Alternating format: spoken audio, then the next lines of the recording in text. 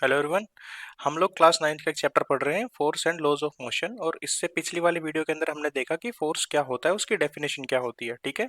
Force की जो SI unit होती है वो न्यूटन होती है, और न्यूटन के साथ साथ हम उसकी फोर्स की एक एसआई यूनिट और लिख सकते हैं जो क्या होती है, वो होती है 1 Newton, that is equal 1 lakh टाइन। ठीक है। ये छोटे फोर्स को मेजर करने के लिए काम में आती है, ये भी तुम नोट कर लेना। ये भी एक फोर्स की एसआई यूनिट होती है, मतलब ये भी फोर्स की एक यूनिट होती है। ठीक है। क्या समझ में आया? ये भी फोर्स की एक और यूनिट होती है जो छोटे फोर्स को मेजर करने के लिए काम में आती है। ठीक है। इसके अलावा हमने टाइप ऑफ फोर्सेस देख लिए कि दो तरीके के फोर्स होते हैं, बैलेंस फोर्स और अनबैलेंस फोर्स। उसके बाद हमने कुछ थीसिस देखी थी। सबसे पहले एरिस्टोटल सर की थीसिस देखी थी, फिर हमने गैलीलियो सर की थीसिस देखी थी, और कैसे गैलीलियो सर की थीसिस को ही एक्सपेरिमेंटली और एक तरीके से फॉर्मुलाइज किया है न्यूटन सर ने। ठीक है। फिर हमने न्यूटन सर का फर्स्ट लॉ ऑफ मोशन देखा, जो कि लॉ ऑफ इनर्शिया और गैलीलियो लॉ ऑफ मोशन भी बोला जाता है। उसके अंदर बताया था फर्स्ट लॉ ऑफ न्यूटन के हिसाब से कोई भी बॉडी अगर रेस्ट में है तो रेस्ट में ही रहेगी, कोई भी बॉडी अगर मोशन के अंदर है तो अंदर ही रहेगी। और उस जो स्टेट को मेंटेन करने की जो टेंडेंसी होती है किसी बॉडी की, वो क्या होती है? वो होती है उसकी इनर्शिया। ठीक है। इसके बाद हम देखते हैं नेक्स्ट। हम पहले देखेंगे कि कौन कौन सी चीजें वो हैं जिनकी जरूरत हमें पड़ने वाली है अभी नेक्स्ट लॉज को पढ़ने के लिए। कुछ सम बेसिक कंसेप्ट्स को देखते हैं। सबसे पहले है कि concept of mass. Mass is the mass of a body is defined as the matter present in the body. जितना भी अमाउंट ऑफ मैटर प्रेजेंट है किसी बॉडी के अंदर, वो क्या है? उस बॉडी का मास। ठीक है। मास की जो ऐसा यूनिट होती है वो कितनी होती है? वो होती है केजी। मास की ऐसा यूनिट होती है केजी। और मास एक स्केलर क्वांटिटी है, क्योंकि मास के पास सिर्फ और सिर्फ मैग्नीट्यूड है, इसके पास कोई डायरेक्शन नहीं है। ठीक है। तो तुम्हें समझ में आया कि मास क्या होता है। अब तुम मुझे बताओ कि क्या वेट होता है। वेट क्या होता है ये तुम मुझे बताओगे। ठीक है। इसके बाद मैं नेक्स्ट कंसेप्ट पे तुम्हें लेके चलता हूँ कि नेक्स्ट कंसेप्ट क्या है मोमेंटम का, कि मोमेंटम क्या होती है किसी ऑब्जेक्ट की। देखो, डेफिनेशन से अपन स्टार्ट करेंगे और फिर हम देखते हैं इसके बारे में कि डिटेल में। The movement of a body is defined as the product of mass and the velocity. Means the product of mass and the velocity of an object is defined as the moment. ठीक है। The momentum give an idea of the quantity of motion carried by a body. कि कोई जो body है वो कितना motion carry कर रही है, क्या कितना मोशन उसके अंदर हो रहा है, उसको एक्सप्लेन करता है क्या? मोमेंटम। ठीक है। इसके बाद हम देखते हैं न्यूटन का जो सेकंड लॉ है वो क्या बोलता है। Newton second law of motion. ठीक है। Newton second law of motion state that the rate of change of momentum is directly proportional to the unbalanced force apply on it. Means तुम्हें पता है कि कोई भी अनबैलेंस फोर्स जब किसी चीज के ऊपर अप्लाई होता है, उसके अंदर उसकी डायरेक्शन चेंज हो जाती है मोशन की। कोई ऑब्जेक्ट मोशन के अंदर होता है तो वो रेस्ट में आ जाता है, या फिर जो रेस्ट में है वो मोशन में चला जाता है। उसकी वेलोसिटी चेंज होती है, उसकी एक्सलरेशन चेंज होती है, उसकी शेप चेंज होती है। मीन्स ये जो सारे चेंजेस हैं ये एक अनबैलेंस फोर्स क्रिएट करते हैं। ठीक है। और मोमेंटम के अंदर क्या होता है? मोमेंटम का जो फॉर्मूला होता है उसके अंदर होता है एम वी। मीन्स अगर किसी पार्टिकल की वेलोसिटी के अंदर चेंज होता है तो उसके मोमेंटम में भी चेंज होगा। अगर वेलोसिटी बढ़ेगी तो मोमेंटम बढ़ेगा, वेलोसिटी कम होगी तो मोमेंटम कम होगा। It state that the rate of change of momentum. Means जो ये मोमेंटम है इसके अंदर जो चेंज आएगा, भाई मास तो सेम रहेगा किसी चीज का, बढ़ क्या सकती है? फिर या तो वेलोसिटी बढ़ेगी या फिर वेलोसिटी कम होगी। ठीक है। तो मोमेंटम के अंदर जो चेंज आएगा वो डायरेक्टली प्रोपोर्शनल रहेगा। वो डायरेक्टली प्रोपोर्शनल रहेगा किस चीज के? कि जो तुम unbalance force, externally force, unbalance force जो एक एक्सटर्नली फोर्स है वो तुम ऑब्जेक्ट के ऊपर अप्लाई कर रहे हो। मींस नहीं समझ में आया? इधर समझो इस चीज को। ये क्या बोलता है कि देखो, कोई भी एक अनबैलेंस फोर्स होता है वो क्या क्या चीज कर सकता है? एक अनबैलेंस फोर्स चेंज कर सकता है किसी भी मोशन को रेस्ट में, मोशन को रेस्ट में, और रेस्ट को मोशन के अंदर। पार्टिकल के रेस्ट के पार्टिकल को मोशन के अंदर चेंज कर सकता है, किसी भी वेलोसिटी में चेंज कर सकता है, किसी की एक्सलरेशन में चेंज कर सकता है, मोशन के डायरेक्शन में भी चेंज कर सकता है, और उसकी शेप के अंदर भी चेंज कर सकता है। हम फोकस करेंगे इस वेलोसिटी से, क्योंकि वेलोसिटी अगर चेंज हो रही है तो मतलब कि पार्टिकल ने मोशन में कोई इंक्रीज या डिक्रीज हुआ है, पार्टिकल रेस्ट से मूव किया है मोशन में या मोशन से रेस्ट में आया तो भी उसकी वेलोसिटी चेंज हुई है। और अगर जो वेलोसिटी चेंज हुई है उसकी वजह से उसकी एक्सलरेशन भी चेंज हुई है, और डायरेक्शन चेंज हुई है तो भी उसकी एक्सलरेशन चेंज हुई है, डायरेक्शन चेंज हुई है तो वेलोसिटी चेंज है। मींस एक वेलोसिटी का चेंज एक पार्टिकल के अनबैलेंस फोर्स को डिस्क्राइब कर सकता है। तो हमने वहां से लिया वेलोसिटी। तो हमने लिया वेलोसिटी की पार्टिकल की पोजीशन में कोई भी चेंज होगा तो हम उस वेलोसिटी से पता लगा सकते हैं। और जो ये वेलोसिटी है ये इफेक्ट करती है किसको? मोमेंटम को इफेक्ट करती है momentum that is equals to m v. Means अगर किसी बॉडी का मास कांस्टेंट है, मास सेम है, तो उसके अंदर जो वेलोसिटी में इंक्रीज और डिक्रीज होगा वो ही मोमेंटम को इंक्रीज या डिक्रीज करेगा। ठीक है। तो क्या बताती है कि कोई भी बॉडी के ऊपर जब एक एक्सटर्नल फोर्स लगा जो अनबैलेंस था, उसकी वजह से उसकी स्पीड में डिक्रीज या इंक्रीज हुआ, उससे उसकी मोमेंटम चेंज हुई और वो मोमेंटम डायरेक्टली प्रोपोर्शनल करती है किस चीज के? फोर्स के। किस चीज के? फोर्स के। तो ये बात ही न्यूटन का सेकंड लॉ बोलता है कि the change in momentum is directly proportional to the applied unbalanced force from the external. ठीक है। इसको ऐसे देखो। Next, force is directly proportional to the rate of change of momentum. देखो ये rate of change of momentum है, momentum जो होता है वो एम वी पे डिपेंड करता है, और मोमेंटम के अंदर जो वी होती है ये वेलोसिटी होती है, मतलब कि पार्टिकल की पोजीशन के अंदर चेंज। चेंज कब होगा? जब तुम बाहर से कोई फोर्स लगाओगे। तो न्यूटन का सेकंड लॉ बोलता है कि force is directly proportional to the rate of change of momentum means the change in velocity means the change in position of an object means change in the state of the object. ये हर चीज को describe करता है। इसको अपन लिखते हैं force is directly proportional to del P upon में डेल टी। इसका एक डेरिवेशन है, जो डेरिवेशन तुम्हें मैं अभी करवाऊंगा कि कैसे ये force is directly proportional to del P upon में डेल टी। ये जो डेल होता है ना, डेल, ये क्या करता है? ये किसी भी चेंज को दिखाता है। डेल को दिखाने के दो से तीन तरीके होते हैं। देखो, ये होता है डेल्टा। डेल्टा होता है किसी चेंज को दिखाता है, ये डेल्टा किसी चेंज को दिखाता है। या फिर अपन इसको ऐसे भी बोल सकते हैं, डेल अपॉन में डेल टी, किसी टाइम के इंटरवल के अंदर किसी चीज के अंदर चेंज। ये क्वांटिटी कुछ भी हो सकती है। या फिर थर्ड डेरिवेशन में भी लिख सकते हैं, डी बाई डी टी। ये डिफरेंशिएशन है कि किसी टाइम के अंदर किसी चीज के अंदर कितना चेंज हुआ है विद रेस्पेक्ट टू टाइम, तो हम उसको डिफरेंशिएट कर देते हैं। ये 11th क्लास में पढ़ोगे तुम। ठीक है, ये 11th क्लास में पढ़ोगे मैथमेटिक्स में। इसको अभी छोड़ दो, ये चीज मैंने तुम्हें बता दिया। तो अभी तुम्हें कंसीडर करना है सिर्फ ये जो छोटा ट्रायंगल है, इसका मतलब होता है change. Change in something means change in momentum with respect to change in time is called force. ठीक है, डायरेक्टली प्रोपोर्शनल टू फोर्स है ये। इसकी एक मैथमेटिकल रिप्रेजेंटेशन है, और वो फॉर्मूले से वो फॉर्मूला निकलेगा कैसे? डेरिवेशन से। मैं तुम्हें समझाता हूँ। मान लो कोई भी एक ऑब्जेक्ट है ये, इनिशियली इसके अंदर मास क्या है? m, और ये एक u वेलोसिटी से मूव कर रहा है इस डायरेक्शन में। ठीक है। ठीक है सर। मान लो वही ऑब्जेक्ट जो m है, इसकी जो फाइनल वेलोसिटी है, अब वो उसकी वेलोसिटी v हो गई जब मैंने इस ऑब्जेक्ट के ऊपर एक फोर्स f लगाया। मैंने एक फोर्स f लगाया इस मास m के ऊपर, जो कि इनिशियली u वेलोसिटी से मूव कर रहा था, और अब इसकी वेलोसिटी हो गई फाइनल v। कोई दिक्कत यहाँ तक? मुझे नहीं लगता कोई दिक्कत होगा। तो मैं तुम्हें बोलूँ कि जो इनिशियल मोमेंटम था, मींस जो इनिशियल मोमेंटम था p i, that is equals to क्या होगा? मास इनटू यू, क्योंकि यू इसकी इनिशियल वेलोसिटी है और मास उसके अंदर m है ही। इक्वेशन मैंने डाल दी इसको 1। और यहाँ पर मैं क्या करूँ, जो ये मास है इसका फाइनल मोमेंटम निकाल लूँ, p final that is equals to final momentum that is equals to m v. V क्या है? वी है इसकी वेलोसिटी, फाइनल वेलोसिटी है इसकी। ठीक है, इसको मैंने क्वेश्चन नंबर 2 नाम दे दिया। ठीक है। न्यूटन सर के फॉर्मूला के हिसाब से, न्यूटन सर के लॉ के हिसाब से, जो फोर्स अप्लाई है वो डायरेक्टली प्रोपोर्शनल करता है किसके? Change in momentum with respect to change in time. Change in momentum with respect to change in time. ठीक है। अब मैं तुम्हें बोलूं कि मान लो F इज इक्वल्स टू, मैंने इसकी जगह पे कांस्टेंट रख दिया K, मैंने इसकी जगह पे कांस्टेंट K रख दिया, डेल P अपॉन में डेल T। और मैंने इस कांस्टेंट को k ही रखा, और मैंने देखा कि del p change in momentum कैसे निकालूंगा मैं? Final momentum minus initial momentum means इसको मैं लिखूं p final minus p initial upon में डेल टी। कोई दिक्कत? p final minus p initial की अगर मैं वैल्यू पुट करता हूं यहां पर, तो f that is equals to k।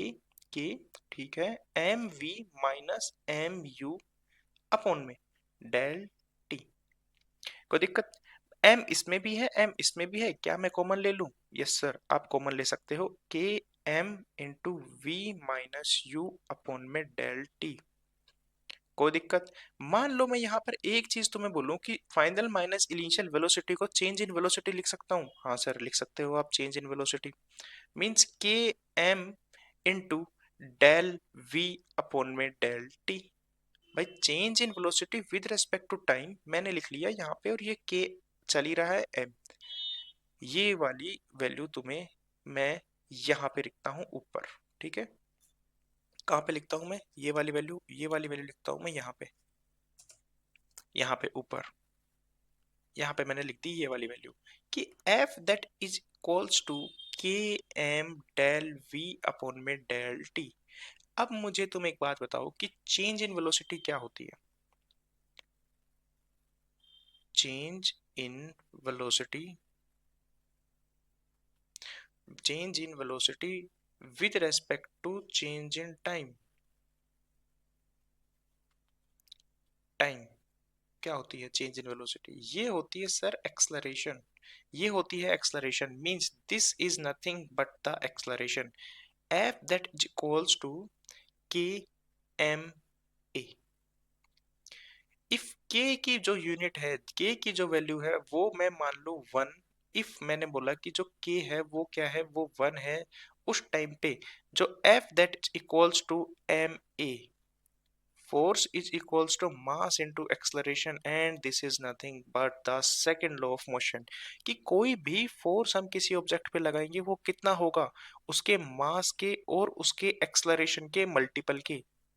जब हम उसके मास को और उसकी एक्सलरेशन को मल्टीप्लाई करेंगे तो हमें पता चलेगा कि कोई फोर्स कितना अप्लाई हुआ है। तो मान लो मैं तुम्हें एक एग्जांपल दे सकता हूं यहाँ पर कि ये क्या चीज को डिराइव करता है, f that is equals to M a क्या चीज को डिराइव करता है। एम ए डेराइव करता है कि जब भी कोई ऑब्जेक्ट है उसके ऊपर मैंने एक एफ फोर्स लगाया, एफ फोर्स लगाया, तो मुझे वो फोर्स कैसे पता चलेगा कि एफ फोर्स कितना है। क्योंकि ऑब्जेक्ट का जबकि मास सेम है तो उसकी यू वेलोसिटी से वो अपनी वी वेलोसिटी पे जाएगा किसी टाइम इंटरवल के ऊपर, तो उसकी जो चेंज इन वेलोसिटी है, इंक्रीज या डिक्रीज, वो मुझे पता चलेगा उसकी एक्सलरेशन से। तो मतलब अगर किसी ऑब्जेक्ट में एक्सलरेशन हो रही है तो मतलब उस पे कोई एक्सटर्नल फोर्स लग रहा है, अगर एक्सलरेशन नहीं हो रही है तो मतलब कि कोई भी एक्सटर्नल फोर्स नहीं लग रहा है। और जितनी एक्सलरेशन हो रही है अगर मैं उसके मास से मल्टीप्लाई कर दूं तो मुझे फोर्स मिल जाएगा, means f equals to M a, m ए।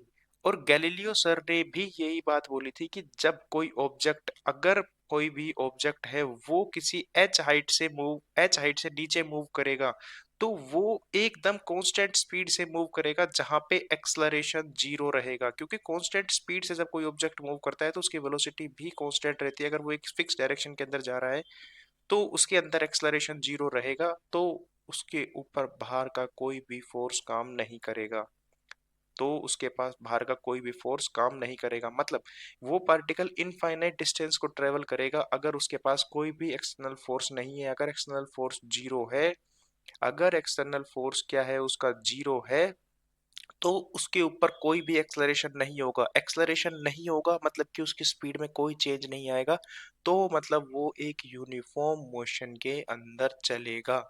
यही बात गैलीलियो सर ने बोली थी और इसी बात को न्यूटन सर ने एकदम एक्सप्लेन करके बताया। ठीक है, यहाँ तक कोई दिक्कत? इसके बाद मैं तुम्हें बताता हूँ कि ये एक लड़की है जो फोर्स लगा रही है। एक सेकेंड, ये एक लड़की है और ये इस मास को पुल कर रही है नीचे की डायरेक्शन में। इस ऑब्जेक्ट के अंदर एक्सलरेशन हो रहा है तो ये जो एक्सलरेशन है ये बताता है कि इसके ऊपर एक फोर्स लगा है। That force that is equals to M a, that force that is equals to M a. ठीक है, कोई दिक्कत? इसके बाद हम फर्दर चलते हैं कि देखो न्यूटन का जो फर्स्ट लॉ है वो उसके सेकंड लॉ से हम डेराइव कर सकते हैं कि हाँ न्यूटन का जो फर्स्ट लॉ है वो भी वैलिड है और वो भी डिपेंड करता है न्यूटन के सेकंड लॉ के ऊपर। तो वो कैसे डेराइव करते हैं हम ये देखते हैं। कोई भी फोर्स माना F that is equals to M a, ये A है, where A that is equals to क्या है, A is equals to V minus u upon में T, V minus u upon में T। कोई दिक्कत है? यहाँ तक कोई दिक्कत नहीं है। तो मैं इसमें A की वैल्यू पुट करता हूँ यहाँ पे इसकी जगह पे, then that F that is equals to M V minus u by T। अब इस केस के अंदर अगर मैं आपको बोल दूं, अगर इस केस में मैं आपको बोल दूं कि अगर बाहर का कोई भी फोर्स नहीं है, means external no external force, तो मैं यहां से क्या बोल सकता हूं, जब कोई भी एक्सटर्नल फोर्स नहीं लग रहा है उस बॉडी के ऊपर तो means f that is equals to zero, that is equals to m v minus u upon में टी। यहां से मैं m को भी जीरो से मल्टीप्लाई करूंगा और t को भी, m को मैं जीरो से डिवाइड करूंगा यहाँ पे नीचे ले जाके और t को मैं क्या करूंगा जीरो से मल्टीप्लाई करूंगा। तो एम भी जीरो हो जाएगा और टी भी जीरो हो जाएगा, net zero, that is equals to v minus u upon में टी। टी को मैंने उधर ले गया, मल्टीप्लाई किया, means zero, that is equals to v minus u, v minus u. अब मैं u को भी उधर ले जाता हूं तो u that is equals to v, means initial velocity is final velocity, initial velocity is equals to final velocity. It means when external force, when, ये क्या बोलता है, ये बोलता है कि जब v that is equals to u, जब कोई भी एक्सटर्नल फोर्स अगर नहीं है तो इनिशियल वेलोसिटी ही फाइनल वेलोसिटी रहेगी। मतलब अगर कोई ऑब्जेक्ट रेस्ट में है और उसकी इनिशियल वेलोसिटी जीरो है तो उसकी फाइनल वेलोसिटी भी जीरो रहेगी। अगर कोई ऑब्जेक्ट है वो 50 मीटर पर सेकंड की स्पीड से मूव कर रहा है और एक्सटर्नल फोर्स उसके पास जीरो है तो उसकी इनिशियल वेलोसिटी भी 50 मीटर पर सेकंड रहेगी और उसकी फाइनल वेलोसिटी भी 50 मीटर पर सेकंड रहेगी। मींस, इट मींस अगर कोई भी ऑब्जेक्ट रेस्ट के अंदर है तो वो रेस्ट में ही रहेगा और अगर कोई भी ऑब्जेक्ट मोशन के अंदर है तो वो मोशन के अंदर ही रहेगा अनटिल एंड अनलेस उसके पास बाहर का कोई भी फोर्स नहीं लगेगा। अगर कोई बाहर का फोर्स नहीं लग रहा है तो वो अपनी इनर्शिया को मेंटेन करके रखेंगे, अगर रेस्ट में है तो रेस्ट में रहेंगे और अगर मोशन में है तो मोशन में रहेंगे, कोई दिक्कत। मींस वो अपने इनर्शिया को मेंटेन करके रखेंगे, एकदम परफेक्टली मेंटेन करके रखेंगे। अब मैं चाहता हूं तुम्हें एक प्रॉपर डेफिनेशन और डिस्क्रिप्शन देना किस चीज का, थोड़ा डिटेल में, ये ओवर हो जाएगा तुम्हारे सिलेबस में शायद नहीं है लेकिन मैं चाहता हूं तुम समझो इस चीज को, ठीक है। उसके बाद तुम देखते हैं कि क्या होगा। देखो न्यूटन सर का जो, न्यूटन न्यूटन सर का जो होता है वो फर्स्ट लॉ जो होता है वो डिपेंड करता है किसके ऊपर, इनर्शिया पे। और जो न्यूटन का सेकंड लॉ होता है, जो न्यूटन का सेकंड लॉ होता है वो डिपेंड करता है किस पे, मोमेंटम पे। तो मैं चाहता हूं कि तुम्हें इन दोनों के लॉ के बीच में डिफरेंस पता चले, उससे पहले तुम्हें इनर्शिया एंड मोमेंटम के बीच में डिफरेंस पता हो, ठीक है। पी क्या है, पी है मोमेंटम, ठीक है। पी क्या है, पी है मोमेंटम। मैं इसको मिटा देता हूं सारों को एक बार, ठीक है। इनर्शिया क्या होता है, पहली कंडीशन, इनर्शिया क्या होता है, इनर्शिया होती है the ability to maintain its state, the ability of an body to maintain its state, कि अगर वो रेस्ट में है, अगर वो रेस्ट में है तो वो रेस्ट में ही रहेगी, अगर वो मोशन के अंदर है तो वो मोशन में ही रहेगी। वहीं मोमेंटम क्या होता है, मोमेंटम होता है कि कोई भी बॉडी कितनी वेलोसिटी से मूव कर रही है उस चीज को बताने के लिए मोमेंटम का यूज होता है। मींस मोमेंटम होता है the product of mass into velocity, the product of mass into velocity. और ये क्या दिखाता है, the tendency to keep a body moving, the tendency to keep a body moving, ठीक है। कि कोई भी बॉडी है जो वो मूव करती रहे, उसके पास उसकी जो टेंडेंसी है वो ही उसके अंदर मोमेंटम है, ठीक है। अगर उसके पास ज्यादा टेंडेंसी है तो वो ज्यादा देर तक मूव कर पाएगी। सिमिलरली इसकी, ये एक स्केलर क्वांटिटी होती है, ये एक स्केलर क्वांटिटी होती है, वहीं इसके पास वेलोसिटी होती है तो ये एक वेक्टर क्वांटिटी होती है। ये क्या होती है, ये एक वेक्टर क्वांटिटी होती है, ये एक स्केलर क्वांटिटी होती है। ये डिपेंड करती है सिर्फ मास के ऊपर, सिर्फ मास के ऊपर, जबकि ये डिपेंड करती है मास पे भी और उस पार्टिकल की वेलोसिटी पे भी डिपेंड करती है, ठीक है। अब इसके तुम एग्जांपल्स देखो, कि मान लो कोई भी एक ट्रेन रेस्ट में है तो उसको इनिशियली बहुत ज्यादा डब्बे जुड़े जुड़े हुए होते हैं किसी ट्रेन के, तो इनिशियली उसको स्टार्ट करने में, उसको आगे बढ़ने में बहुत ज्यादा दिक्कत आती है क्योंकि वो अपनी स्टेट, जो उसकी रेस्ट वाली स्टेट है, उसको चेंज करती है, तो उसे बहुत दिक्कत आती है। तो ट्रेन में दिक्कत क्यों आ रही है रेस्ट को चेंज करने के लिए, क्योंकि वो अपनी इनर्शिया को मेंटेन कर रही है। वहीं अगर मैं तुम्हें बोलूं कि कोई भी ट्रेन है वो मूवमेंट कर रही है किसी चीज के अंदर, ठीक है, तो वो अगर अपनी स्पीड को बढ़ाती है या कम करती है, कोई भी ट्रेन है वो अपनी स्पीड को बढ़ाती है या कम करती है तो वो अपने मोमेंटम में चेंज करेगी, तो वो अपने मोमेंटम में चेंज करेगी। और अगर कोई स्टेबल ट्रेन है और वो खड़ी है और वो चलना चाहती है, रेस्ट से चलना चाहती है, तो वो अपनी स्टेट को ही चेंज करेगी, रेस्ट से मोशन में आ जाएगी अब। लेकिन मोमेंटम के अंदर कोई ट्रेन मूव कर रही है, वो अपनी स्पीड को कम या ज्यादा करेगी, तो वो मोमेंटम में कम या ज्यादा इंक्रीज या डिक्रीज करेगी, ठीक है। डिफरेंस समझ में आया तुम्हें।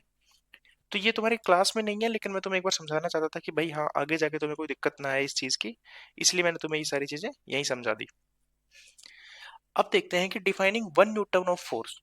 Defining one Newton of force, मैं इसको मिटा दूं सबको, कि हमें पता है कि that F that is equals to M a. F that is equals to M a. यहां तक तुम्हें दो डेफिनेशन फोर्स की समझ में आई कि सर फोर्स होता क्या है। फोर्स तीन डेफिनेशन तुम्हें समझ में आई फोर्स की। फोर्स पहला होता है, पहला फोर्स होता है पुल एंड पुश। कोई भी चीज को खींचना या धक्का देना एक तरीके का फोर्स होता है। दूसरा तुम्हें समझ में आया कि फोर्स फोर्स क्या होता है, the product of mass into acceleration, that is equals to force. Force क्या होता है, mass into acceleration. And the third thing is that change in momentum with respect to time is also a force. Force is also directly proportional to the change in momentum with respect to change in time. तो ये तीनों definition तुम्हें पता होनी चाहिए तुम्हारे force की, कि force that is equals to M A, force directly proportional to P del P upon में del T, means force is directly proportional to the change in momentum with respect to change in time, and force is nothing but a push and a pull. Force की तुम्हें तीन definition पता है। अब हम define करेंगे एक Newton को। फोर्स की जो एसआई यूनिट होती है वो न्यूटन होती है। तो मैंने माना कि एक न्यूटन फोर्स कब होगा, एक न्यूटन फोर्स होगा जब कोई ऑब्जेक्ट ऑब्जेक्ट के अंदर जो मास है वो 1 kg होगा, और उसके अंदर एक्सलरेशन कितनी होगी, 1 मीटर पर सेकेंड स्क्वायर। उसके अंदर इतनी एक्सलरेशन होगी, तो जो ये 1 यूनिट इसकी और 1 यूनिट इसकी मिलके 1 यूनिट न्यूटन की बनाएंगे। Means 1 newton force is defined as when 1 kg mass is accelerate with 1 meter per second speed, accelerate with 1 meter per second speed। अगर किसी ऑब्जेक्ट के अंदर 1 न्यूटन फोर्स लगा है, किसी ऑब्जेक्ट के ऊपर 1 न्यूटन फोर्स लगा है, तो वो एक ऑब्जेक्ट 1 kg का होना चाहिए और उसकी एक्सलरेशन होनी चाहिए 1 मीटर पर सेकेंड स्क्वायर। तो वो जो फोर्स है वो 1 न्यूटन बोला जाएगा। और 1 न्यूटन फोर्स जो है वो कितना है, वो कितना है, 1 लाख डाइन। 1 लाख डाइन, ये छोटे यूनिट्स को निकालने के लिए यूज में आता है, ठीक है। Define 1 newton of force, it is the amount of force that will produce an acceleration of 1 metre per second in a body of mass 1 kg। कि कोई बॉडी के अंदर मास कितना है, 1 kg है, और वो 1 kg मास एक फोर्स 1 न्यूटन का लगे जो उस 1 kg मास की बॉडी को 1 मीटर पर सेकेंड जितना एक्सलरेशन प्रोड्यूस कर दे। समझ में आया, उतना फोर्स जितना 1 kg मास की बॉडी हो उसको एक्सलरेट कर दे 1 मीटर पर सेकेंड स्क्वायर से, दैट्स द 1 न्यूटन फोर्स। ठीक है, आगे बढ़ते हैं।